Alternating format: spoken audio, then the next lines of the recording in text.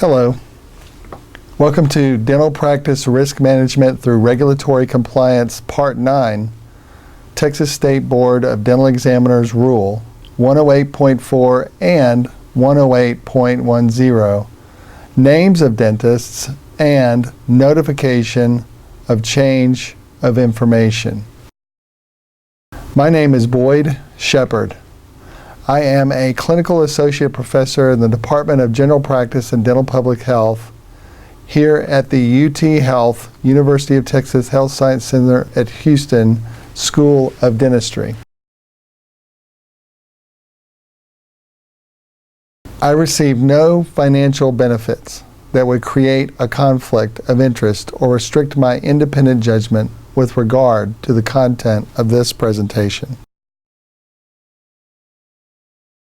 At any time while viewing the video streaming course, you can take a break by simply pausing your computer.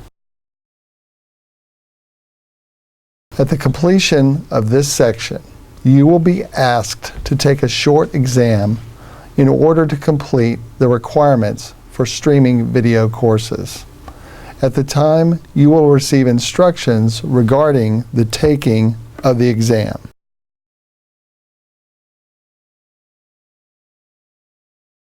Dental Practice Risk Management through Regulatory Compliance, Part 9, Texas State Board of Dental Examiners Rule 108.4, Names of Dentists, and Texas State Board of Dental Examiners Rule 108.10, Notification of Change of Information.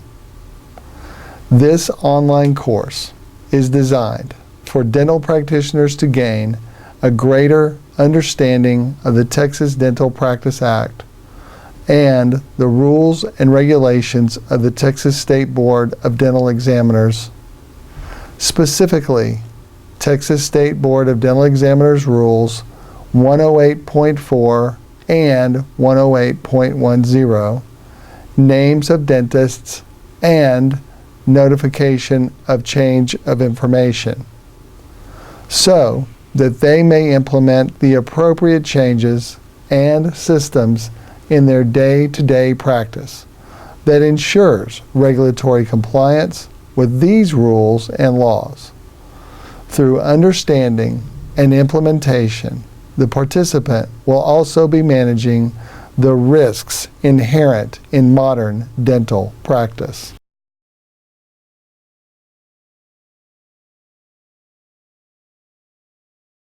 Upon completion of this course, the participant will review, understand, and be able to apply the relevant provisions of the Texas Dental Practice Act and the Texas State Board of Dental Examiners rules and regulations. Be able to apply Texas State Board of Dental Examiners Rule 108.4 and Rule 108.10, Names of Dentists and Notification of Change of Information, the focus of this presentation. Value ethical and legal approaches to clinical dentistry in your own practice, and the participant will be able to review and implement the risk management procedures and protocols that will prevent patient complaints to the Texas State Board of Dental Examiners.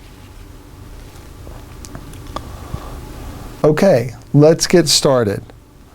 Dental Practice Risk Management through Regulatory Compliance Part 9, Texas State Board of Dental Examiners Rules 108.4 and 108.10, Names of Dentists and Notification of Change of Information.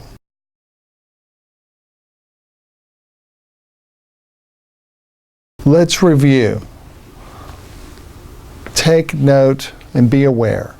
The Texas State Board of Dental Examiners performs three primary functions: licensing of dentists and dental hygienists, annual registration of all dentists and hygienists and labs, and enforcement of Texas laws regulating the practice of dentistry. It is this enforcement function that serves the basis for our continuing education courses with respect to risk management and relative to the Texas State Board of Dental Examiners. So, where in the world does one find the rules?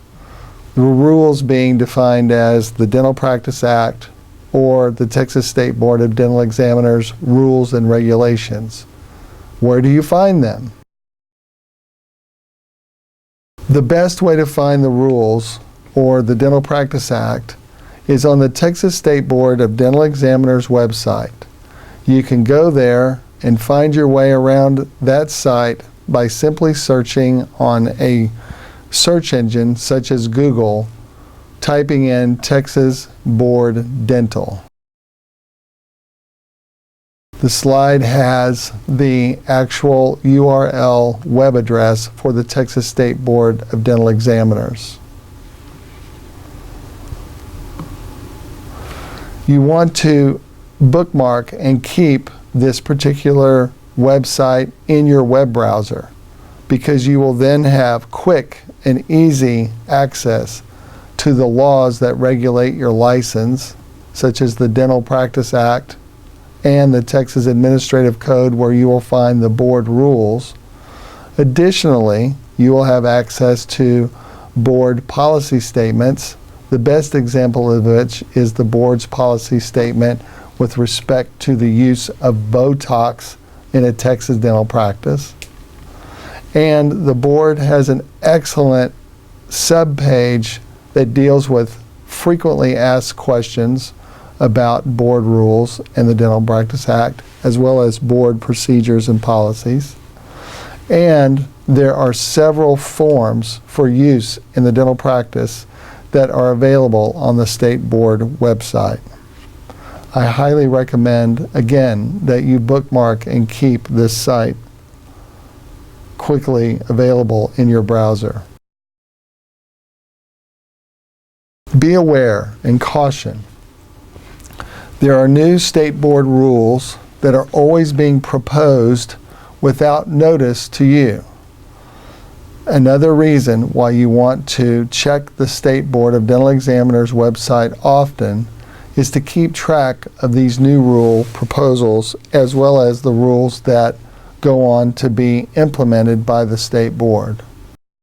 Another way to keep track of this information is to subscribe to the Texas State Board of Dental Examiners newsletter at this email address.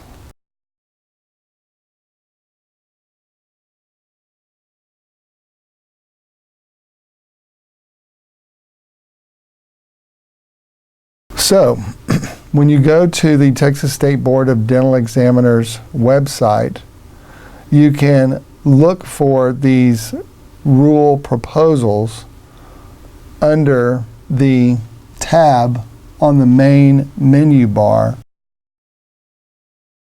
which will take you to the new rule proposals page, and those proposed rules or amendments will be listed there. This is valuable information because the board can implement rules again without notice to you.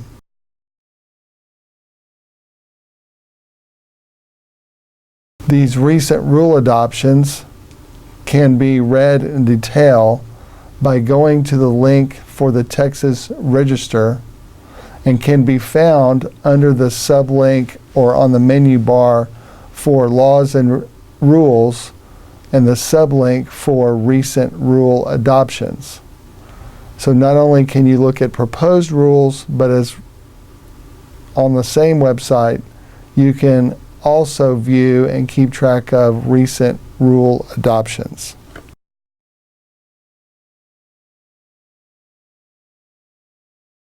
This is valuable information in managing the risk of your dental practice.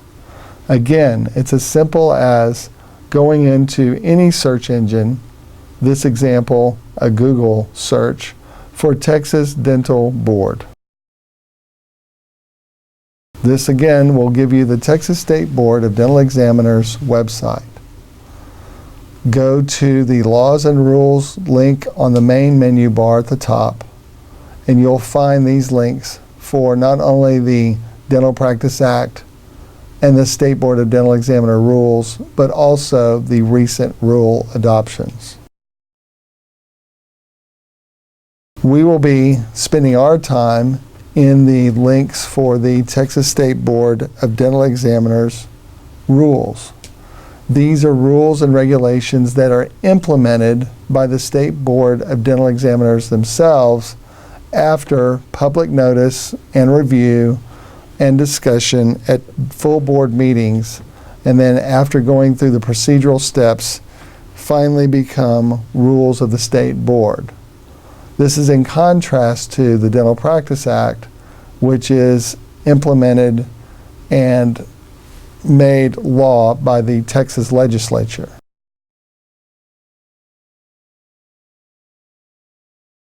For today, specifically, we will be in the State Board rules and looking at Chapter 108, Professional Conduct.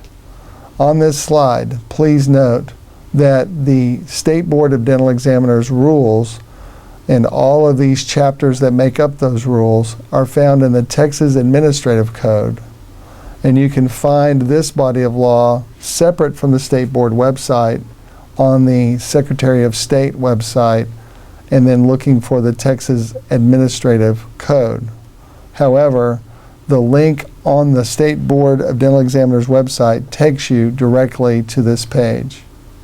From here, you can select which chapter by subject and then click on the appropriate link. The rules that we are looking at today fall under the heading of professional conduct, but do note the titles of these other chapters, including Chapter 101 with respect to dental licensure, Chapter 103, dental hygiene licensure. Chapter 104 has information with respect to the requirements for continuing education. Chapter 110 has information with respect to the rules pertaining to sedation and anesthesia. Chapter 116, dental laboratories. Chapter 114, dental assistants. Chapter 115, dental hygiene, and so on. It is well worth your time to review these chapters and the sub-rules that are contained within each. Again, today we will be spending our time in Chapter 108, Professional Conduct.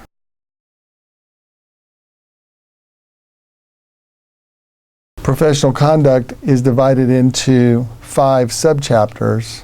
It is also well worth your time to look at each of these subchapters, especially Subchapter B, Sanitation and Infection Control, as well as Subchapter E, Business Promotions. Sanitation and Infection Control is part of the State Board's checklist for items that they investigate anytime that they have a complaint by a patient, as well as information with respect to how you market your practice through business promotions. Again, today we will be in Subchapter A of Professional Conduct, Chapter 108, specifically Professional Responsibility. When you click this link, you get another table of contents or menu that lists all of the rules found in this Subchapter A of Chapter 108. We will be looking again at Rule 108.4, Names of Dentists, as well as Rule 110, Notification of Change of Information. Both of these rules are related to each other in the sense of board requirements, the use of a name in a dental practice, and notification to the State Board of any change of information.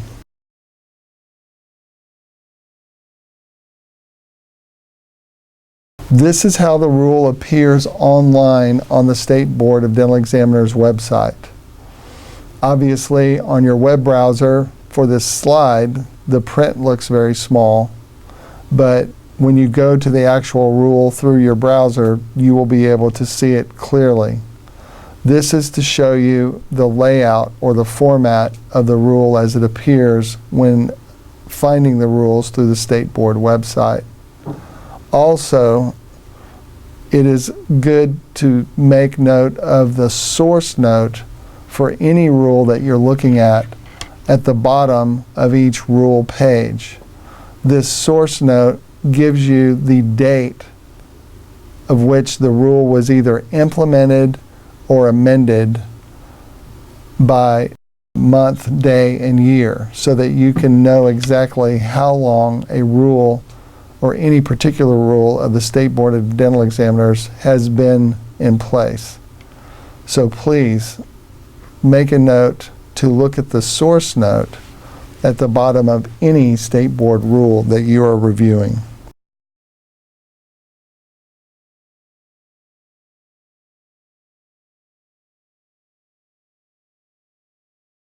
So, Rule 108.4, Names of Dentists.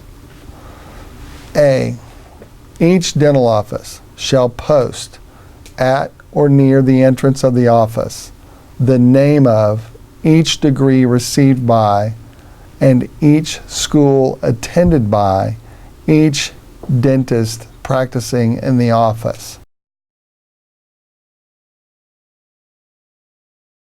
Subpart B, a dentist shall practice only under his or her name, own name, a company name, or a trade name as set forth in Section 259.003 of the Occupations Code.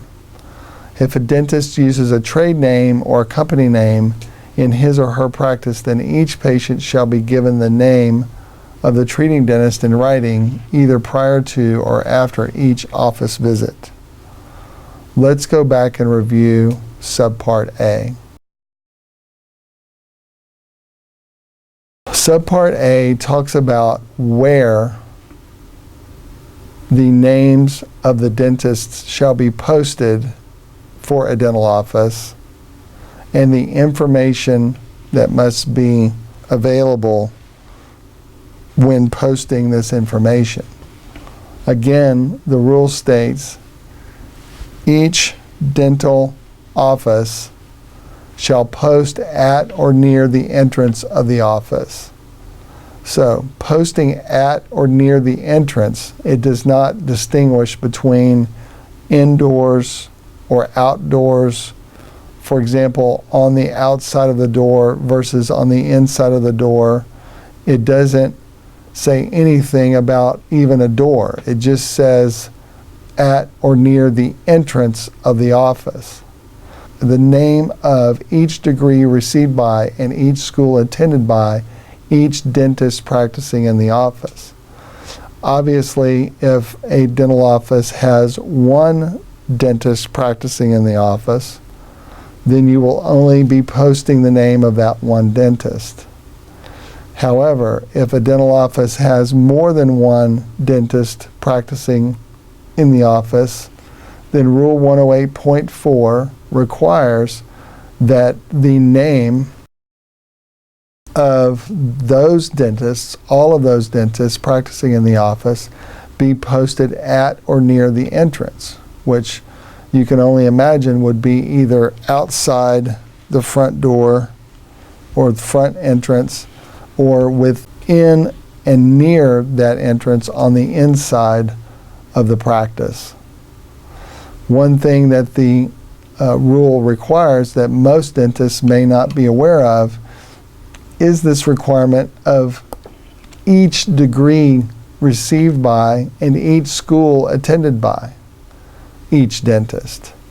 And I think what the rule is trying to capture here is what is commonly seen in a lot of dental practices, and that is the posting of the dentist's diplomas or a copy of their diplomas framed and displayed within the reception area, for example. In most modern offices, however, you rarely see this as much as you might have, say, 20 years or more ago. Dentists don't post their degrees via copies of their diplomas like they used to. However, this rule is still in effect, requiring this information to be posted at or near the entrance. You can drill down and you can make an argument about, well, what does that mean, at or near the entrance?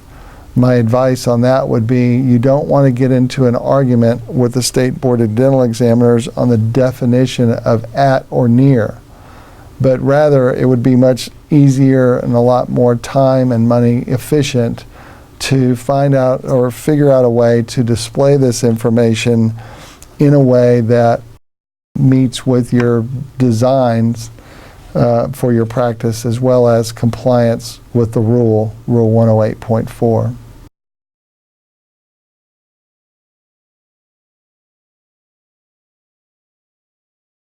Let's review again then Subpart B of Rule 108.4, names of dentists.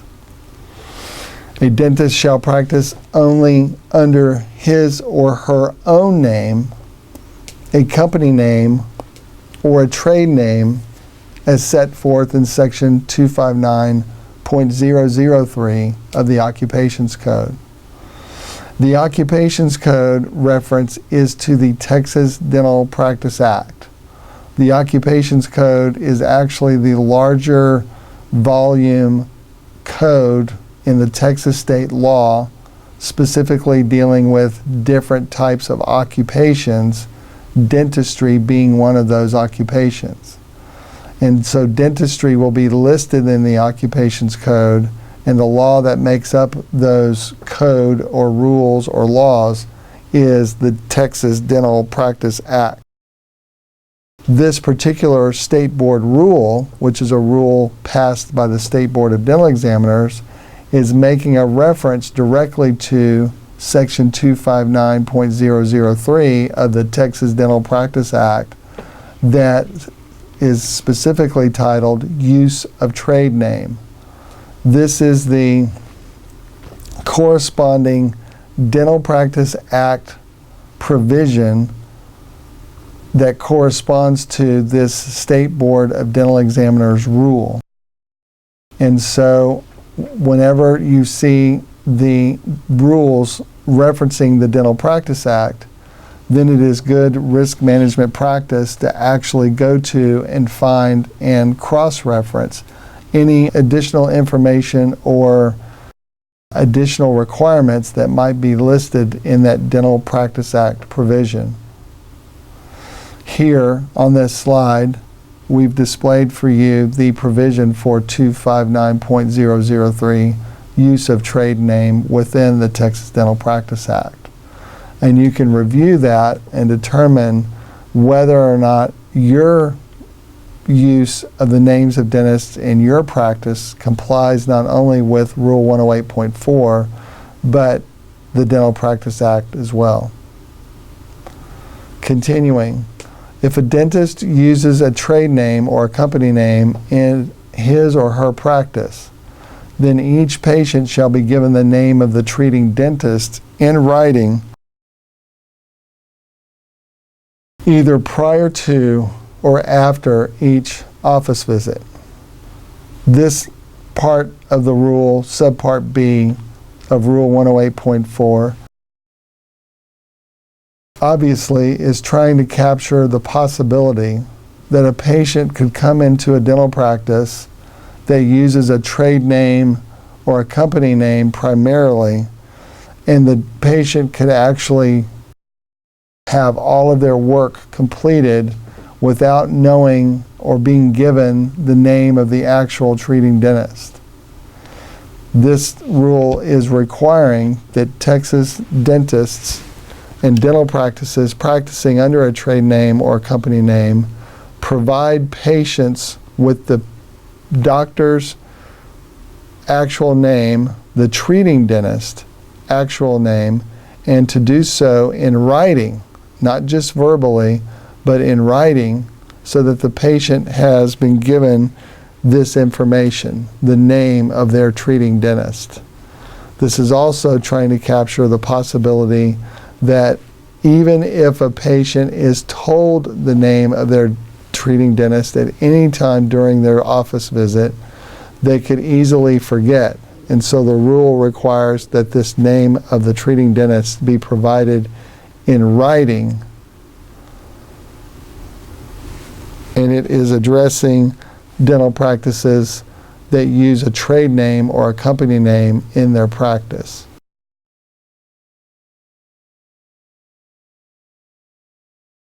Subpart C. Only the names of the dentists who are actually engaged in the practice of their profession at a particular location may be used. So, if a dentist is working in a particular office and then at some point gives notice and moves on and leaves that practice, then the name of the dentist who has left the practice cannot be utilized anymore or displayed at this particular practice. Again, Subpart C of Rule 108.4, only the names of the dentists who are actually engaged in the practice of their profession at a particular location may be used. The continuing use of a dentist's name at a particular location where they are no longer working may easily be by mistake or inadvertent. And that's reasonable, but at the same time, it is good to be aware that the rules that govern and regulate your license in Texas requires that if a dentist moves on and is no longer at that practice, that their name no longer be utilized because they are no longer engaged in the practice of their profession at that location.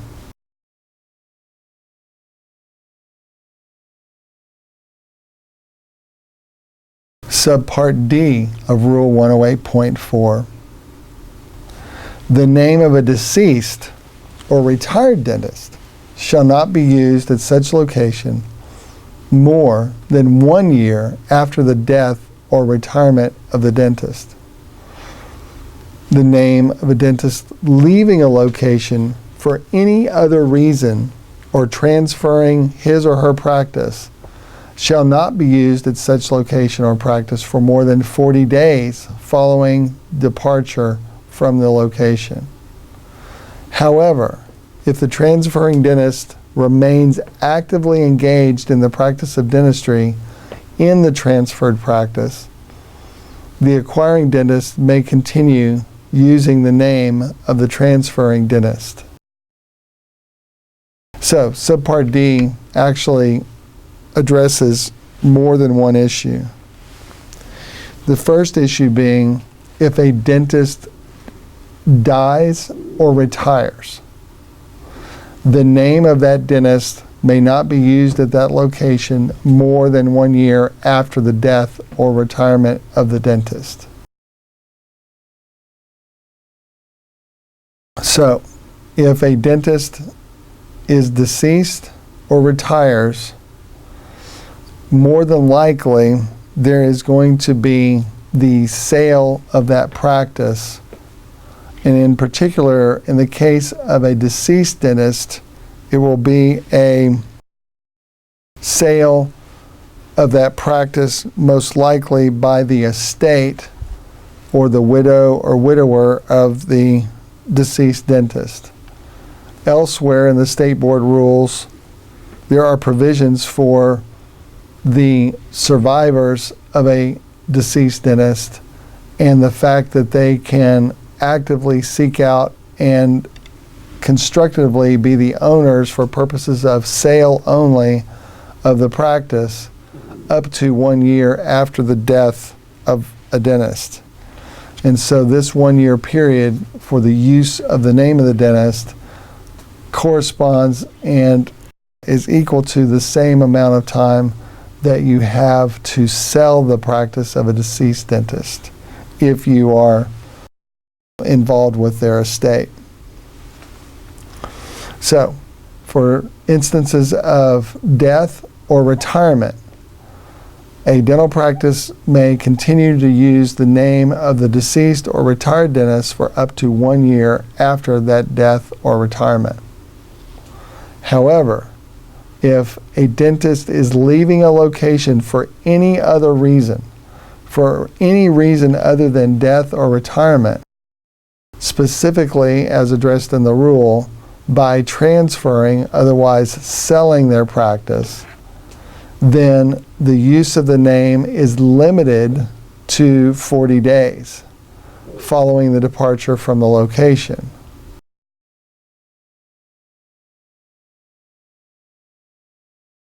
The rule talks about the use of a name, and Rule 108.4 back in Subpart A talks about the posting of the name at or near the entrance.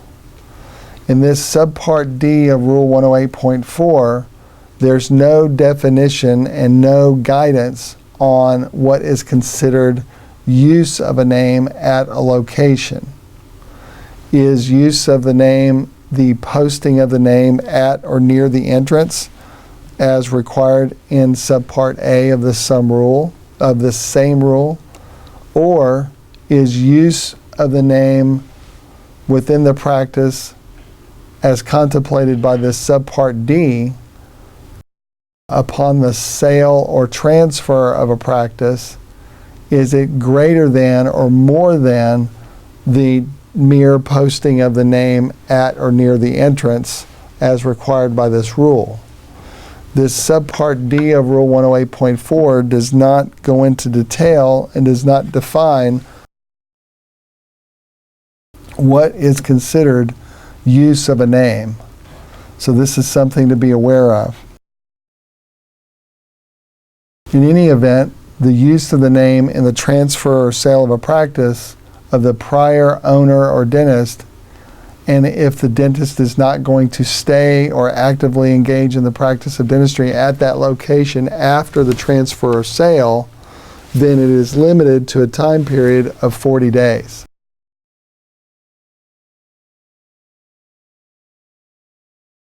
The rule says, though, in the last sentence, however, if the transferring dentist remains actively engaged in the practice of dentistry in the transferred practice, the acquiring dentist may continue using the name of the transferring dentist. Again, there's no definition and no clear guidance on what is considered use of a name.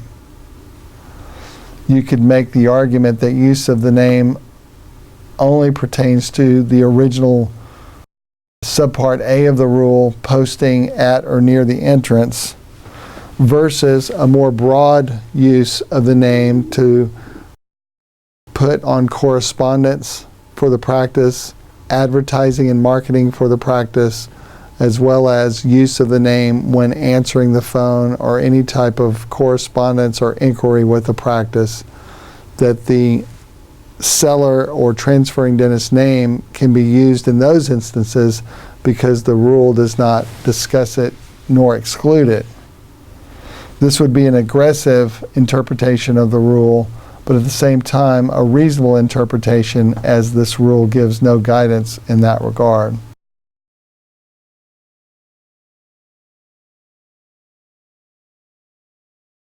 In most instances, the dentist acquiring the practice, the acquiring dentist, is going to want to use the name of the transferring or selling dentist as long as possible, and certainly longer than 40 days, because of the value of the goodwill that has been transferred in the sale. In most instances, if not in every instance, is related directly to the name of the selling or transferring dentist. That is why the 40 days can certainly be too short, and you might take an aggressive approach in what is the definition of the use of a name as contemplated by this Rule 108.4 Subpart D.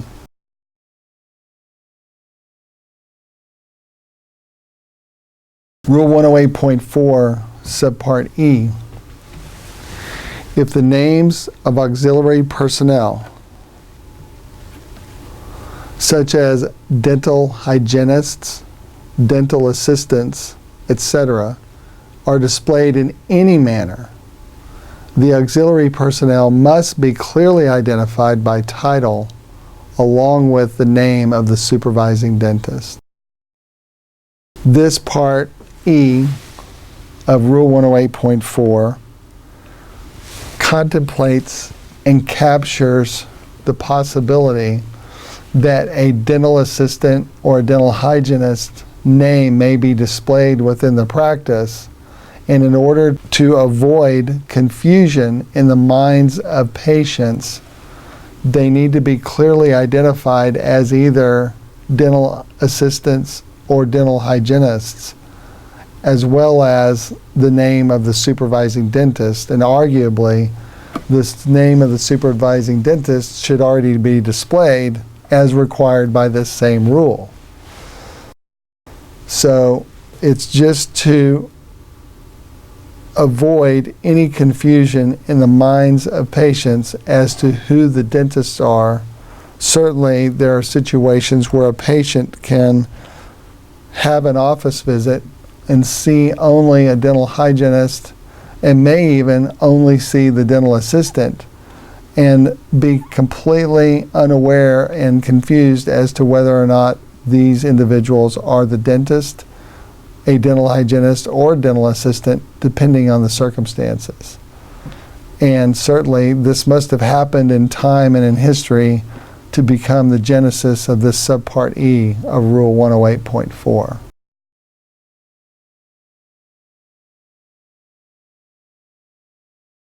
Moving on then to Rule 108.10, Notification of Change of Information. Again, this is how the rule appears online on the State Board website, and we will review the rule in detail on the following slides. Again, make note of the source note. This particular rule, 108.10, was adopted on February 2nd, 2010.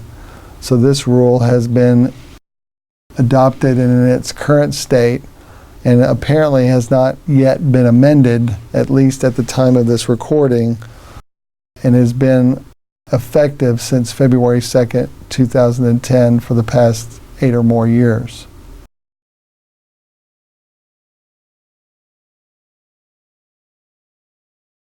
Rule 108.10, Notification of Change of Information. Each dentist licensed with the board shall notify the board within 60 days of any. And just one note before we get into the rule. It's important to comply with these day number requirements, as well as any rules that require notification. In this particular instance, it's talking about notification of change of information, and we're about to see the different types of information that you shall notify the board, and after that change of information occurs, you will have 60 days to give notice.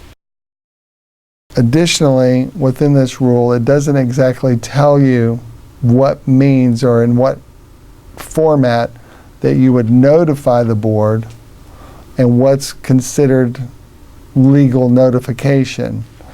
My advice in this instance is to notify the board with respect to any information that the board requires notification of via certified mail, return receipt requested. Yes, the board has a fax and a fax number which is clearly posted on their website, and you can fax the board. You might have an email address of a board staff member. You could email it to that email address. However, neither of these means, in my opinion, would be good legal notification, and to best ensure that you have notified the board according to their notification requirements for any rule, you should always use certified mail, return receipt requested, because you will get the green card back noting the date that the information was delivered at the board and confirming delivery at the board, and you will have proof of that notification. There are many instances within the board rules where patient complaints can evolve to whether or not the board had notification. Certainly, notification of change of information becomes important in 100% of all patient complaints. The reason that it's important is because if a doctor practices in one location and then moves to a different location, let's say a doctor lives, works, and practices dentistry in Austin, Texas, and does so for several years, let's say 5 to 6 years, and then decides that they are going to move out of the Austin area and move to Georgetown, nearby but yet a completely different address. And they don't notify the board. And a patient who saw and was a patient of the dentist in Austin complains to the dental board, and the dental board sends notice of that complaint and all of the legal correspondence and documentation to the doctor at the old address, and it never reaches the doctor at the new address until it's too late.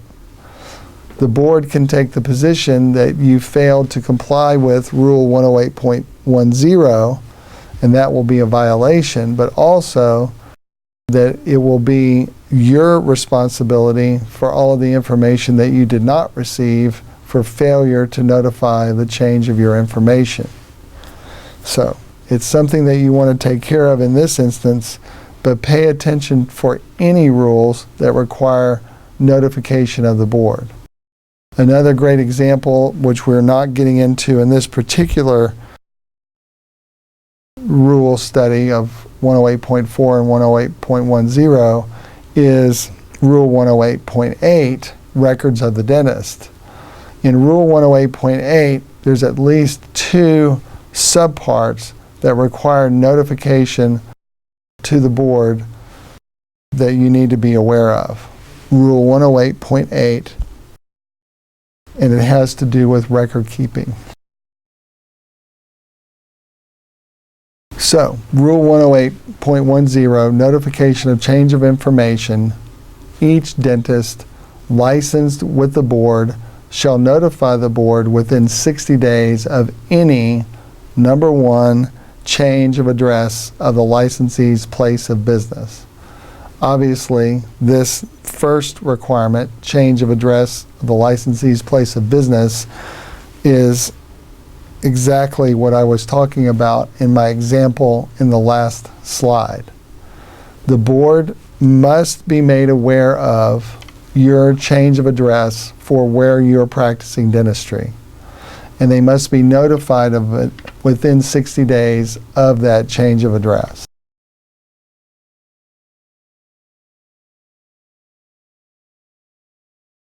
.10 Subpart 2, change of the licensee's employer. Each dentist licensed with the board shall notify the board within 60 days of any change of the licensee's employer.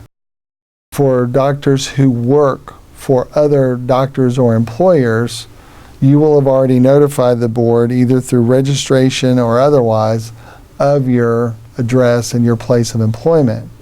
And so when you change your place of business or your employer, you must notify the board of that within 60 days. Or Subpart 3, change of the licensee's mailing address. What the board is trying to take care of here and capture here, again, is the best interests of patients, as well as the best interests of the dental board.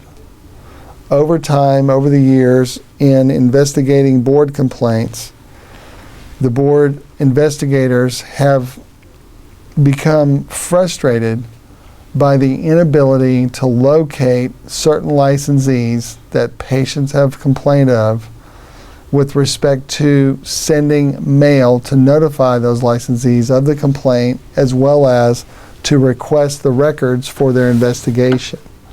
This particular rule makes it a legal requirement to notify the board of these changes of information, basically so that the dental board can locate you, the licensee, the person who is regulated through your license by the Texas State Board of Dental Examiners, not so that they can send you a birthday card, but rather so that they can track you down if and when there's anything of legal importance that they need to notify you of, the best example of which would be the occurrence or a complaint of a patient about any treatment that you may have rendered or anything related to your practice of dentistry and that patient.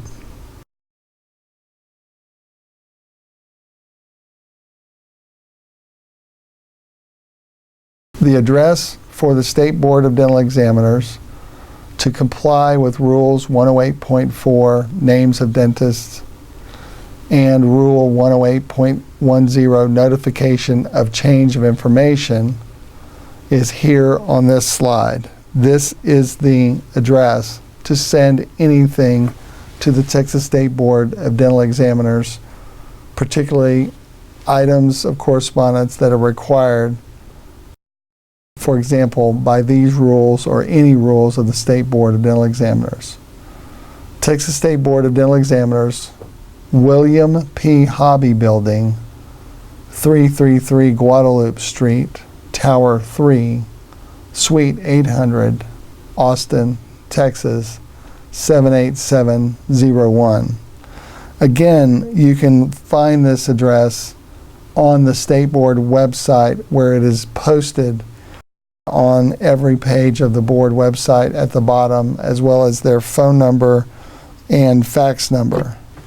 And again, I re-emphasize that it is highly recommended and good advice and good diligence and good practice that when you're notifying the State Board of Dental Examiners of any information, particularly information that is required by the State Board rules, that you never email or fax that information, but rather you send that to the board via certified mail, return receipt requested. Yes, it costs money. Yes, it takes additional time. Yes, procedurally it is more time consuming, but it is the way that you can ensure that the board received the information that they're requiring from you.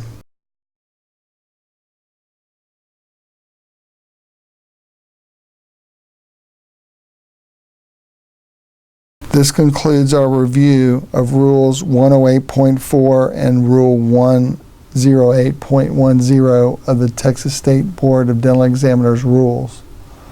If you need clarification on any of these rules, please send an email to UTSD Continuing Ed at uth.tmc.edu.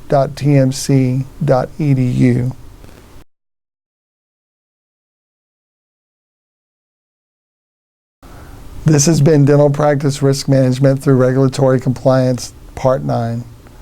Texas State Board of Dental Examiners Rule 108.4 and 108.10, names of dentists and notification of change of information. The course reference for this information, again, is on the State Board of Dental Examiners website at this URL. This completes this particular Risk Management Part 9 with respect to Rules 108.4 and 108.10. It is now time for you to take a short exam in order to complete the requirements for streaming video courses. Due to the nature of our subject content, a passing score of 90% is necessary in order for you to pass the course. Upon a successful completion of this exam, you will be visually informed that you have met the requirements to proceed. If you fail to answer enough questions correctly, you will be instructed to take the exam and a new set of questions will be provided. You will have 3 chances to fulfill the requirements. If you are not successful, you will be instructed to review this section again. Good luck on the exam. If you are ready to take Dental Practice Risk Management through Regulatory Compliance Part 10, Texas State Board of Dental Examiners Rule 108.12, understanding the rules for dental treatment of obstructive sleep apnea, then, upon completion of this exam, you will be provided a link to continue.